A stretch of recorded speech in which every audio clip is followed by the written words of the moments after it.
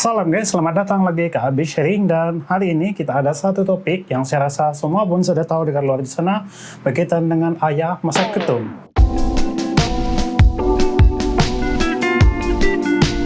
Salam guys, bersama lagi hari ini itu Mr. D, dan apa yang saya ingin kupaskan hari ini adalah berkaitan dengan ayah pada masa ketum. Kita sama-sama tengok apakah situasi video itu. Penyebaran video tular baru-baru ini membabitkan seorang murid dengan jelas memberitahu bapanya pandai memasak air ketum sewaktu ditanya di dalam kelas mendapat pelbagai reaksi di laman sosial. Rata-rata merasakan kejadian tersebut tidak seharusnya berlaku. Lebih-lebih lagi pendedahan mengenai air yang dilarang itu terhadap kanak-kanak. Memetik sebuah portal berita tempatan, Presiden Kesatuan Perkhidmatan Perguruan Kebangsaan atau NUTP Amiruddin Awang kesal dan memandang serius dengan kejadian tersebut. Beliau turut menegur sikap guru-guru yang seharusnya berfikir dengan matang dan rasional.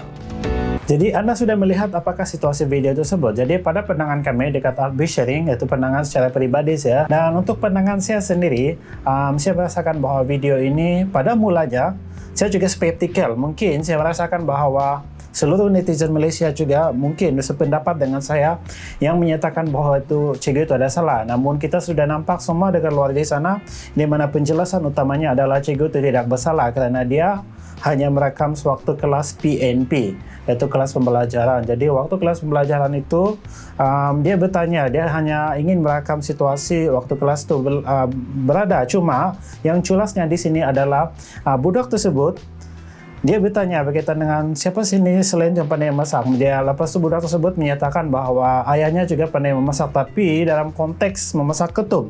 Apa yang kita tahu, budak sekecil itu tadika itu memang dia tidak tahu berfikir, dia tidak tahu bahwa memasak ketum itu adalah salah ataupun tidak. Tindakan cikgu tersebut menghantar rakaman itu kepada ibu dan ayah adalah satu tindakan yang betul kerana dia ingin mendapatkan kepastian. Yang kedua, dia ingin memberitahu bahwa ini adalah apa yang dia telah nampak situasi anak tersebut, dan itu adalah sangat penting. Tapi walau bagaimanapun berlaku satu kekeliruan ataupun berlaku satu salah faham di mana video itu telah tular di seluruh Malaysia, dan ini yang mengakibatkan ada ramai pandangan netizen dan juga secara saya sendiri merasakan bahwa kenapa boleh berlaku macam tu. Jadi apapun setelah kita melihat daripada pelbagai sudut, apapun setelah kita melihat dari pelbagai pihak, penjelasan dari pihak sudut daripada bahagian keluarga tersebut dan juga penjelasan daripada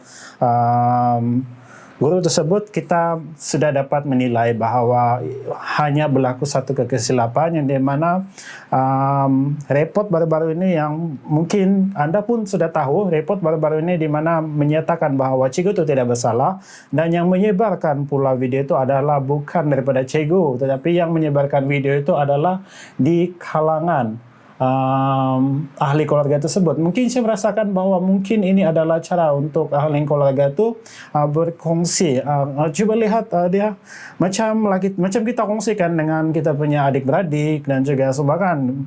Namun perkara ini harus dipandang serius kerana pada pandangan kami dekat Abi Sharing dan pandangan secara saya sebagai pribadi, cikgu itu tidak bersalah dan juga keluarga itu tidak bersalah sekiranya mereka memahami dengan akta kanak-kanak. Kenapa perlu akta kanak-kanak? Kerana kita harus mengetahui baru kanak-kanak yang baru berumur seperti itu tidak boleh berfikiran seperti orang dewasa macam kita. Lepas tu yang kedua adalah kanak-kanak perlu dilindungi di bawah Akta Kanak-kanak 2001 pindaan 2016, dan apa yang terkandung dalam Akta Kanak-kanak adalah boleh kita lihat perkara 17 kurungan 1 yang menyatakan bahawa seorang kanak-kanak memerlukan pemeliharaan dan perlindungan jika kanak-kanak itu telah ataupun besar kemungkinan kanak-kanak akan dicederakan dari segi fizikal atau dicederakan dari segi emosi atau dianiayai dari segi seks oleh ibu atau bapa atau penjaganya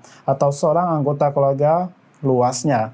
Ini bermaksud bahawa masyarakat perlu memahami apakah itu Akta Kanak-kanak 2001 pindaan 2016 yang di mana kanak-kanak perlu dipelihara, dicegah dari segi emosi, fizikal dan juga cara mereka berfikiran, cara mereka bertanya, tingkah laku mereka. Kita harus melindungi kanak-kanak kerana kanak-kanak itu adalah generasi masa depan, adalah pelapis bagi masa hadapan.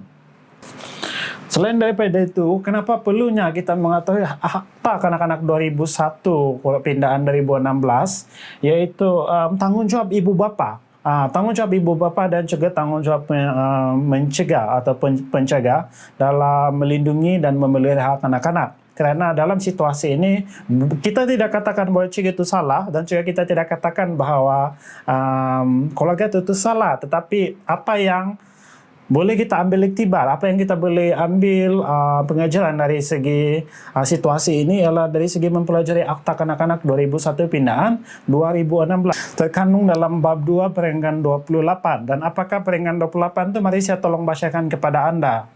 Akta Kanak-Kanak 2001 Pindaan 2016. Kewajiban anggota keluarga 28-1. Jika mana-mana anggota keluarga seorang kanak-kanak yang mempercayai atas alasan-alasan yang munasabah bahwa kanak-kanak itu telah dicederakan dari segi fisikal atau emosi akibat teraniaya, terabai, terbuang atau terdedah atau teraniaya dari segi seks, dia hendaklah dengan serta-merta memberitahu seorang pelindung. So pelindung ni kita boleh katakan dalam akta ni pelindung ni seperti pegawai akhlak ataupun boleh kita laporkan dengan polis ataupun pegawai-pegawai dalam bahagian kebajikan. Jadi kesimpulannya di sini adalah kita perlu sebagai seorang anggota keluarga, kita perlu melindungi kanak-kanak tu. Walaupun kita melihat bahawa berkongsi video itu mungkin kita rasakan bahawa itu satu perkara yang lawak. Tapi sadarkah Anda bahawa jika dia sudah membesar dan melihat video itu akan mengakibatkan self-esteem dia akan berkurang. Dan juga dia merasakan malu dan berlakunya tekanan jiwa. Dan apabila berlaku tekanan jiwa dan berlakunya stres.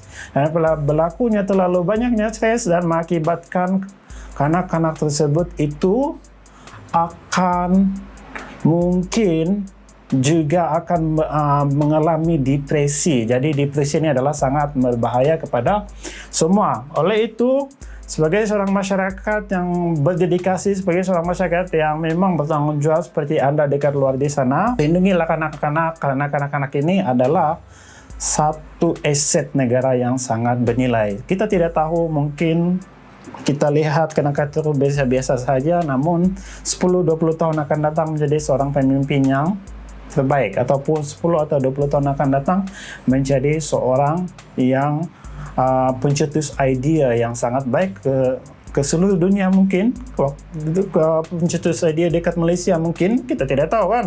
So kesimpulannya di sini apa yang ingin kami kongsikan adalah mulai dengan video tular baru-baru ini berkaitan ayah masyarakat kita kena haruslah menjadi seorang masyarakat dan juga netizen yang sangat baik dengan mengetahui Akta Kanak-Kanak 2001 Pindaan 2016 yang dimana pertama tanggungjawab ibu bapa yang terkandung dalam akta tersebut. Yang kedua adalah kanak-kanak boleh dilindungi dari segi fisikal, emosi dan juga psikologi anak tersebut. Dan siapakah kanak-kanak yang boleh dilindungi itu dan berapa umur mereka? Dalam akta ini umur mereka adalah di bawah 18 tahun. Oleh itu yang dekat luar sana yang baru 17 tahun, 18 tahun ke bawah, jangan dulu Anda merasa remaja, jangan dulu Anda merasa ada itu hebat karena Anda masih tergolong dalam Akta Kanak-Kanak 2001 Pindaan 2016. Oleh itu di sini saja ingin pesan kami, Anda rasa bahawa video tular itu membawa satu kebaikan kepada seluruh netizen, kami rasa tidak membawa kebaikan. Sekiranya kita tidak melihat dari sudut positif, tapi apa yang kami bawa di sini kita lihat dari sudut positif dan juga menghubungkan Akta Kanak-Kanak 2001 Pindaan 2016, yaitu tanggung jawab ibu bapa adalah sangat penting dan juga tanggung jawab seorang penjaga. So penjaga itu merangkumi ama, pencegah juga merangkumi sebagai cikgu. Oleh itu, cikgu-cikgu yang di luar sana yang mungkin akan mendapat panggilan temuduga untuk masuk ke skim perkhidmatan guru, mungkin Anda bolehlah dulu belek-belek baca-baca Akta 2001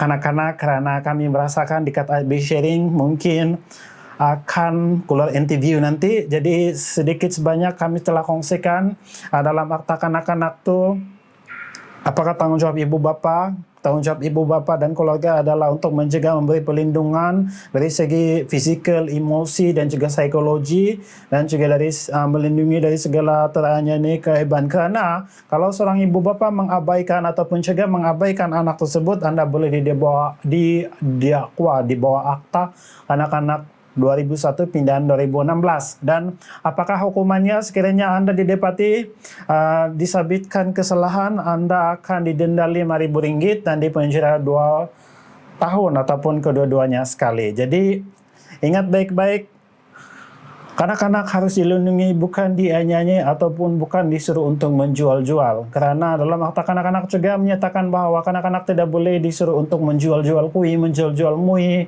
atau kau suruh dia pergi meminta sedekah dekat sana. Selalu kita nampak dekat center point semua ada anak-anak yang diminta sedekah semua itu kan, ya, itu adalah salah di sisi undang-undang dan disabit di bawah Akta Kanak-kanak 2001 pindahan 2016. Sekiranya pencegah itu didapati, dia boleh dikepenjara dan didenda 5.000 tahun. Maafkan saya, didenda RM5.000 dan juga akan dipenjara sebanyak 2 tahun. Kalau 5.000 tahun tuh astaga, ini apa kau cakap nih?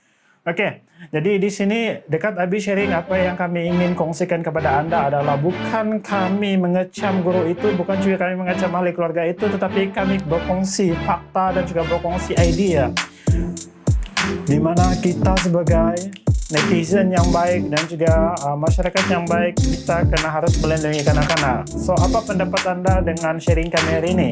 Adakah Anda merasa bahwa sharing kami hanya biasa ataupun mungkin memberi satu manfaat kepada Anda semua?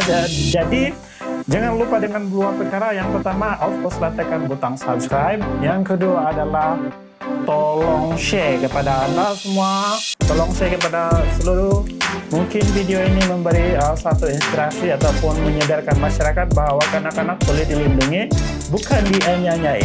So, kalau ada apa-apa pendapat Anda, boleh komen dekat section di bawah dan kami akan highlight komen Anda. Itu saja daripada kami. You are the best.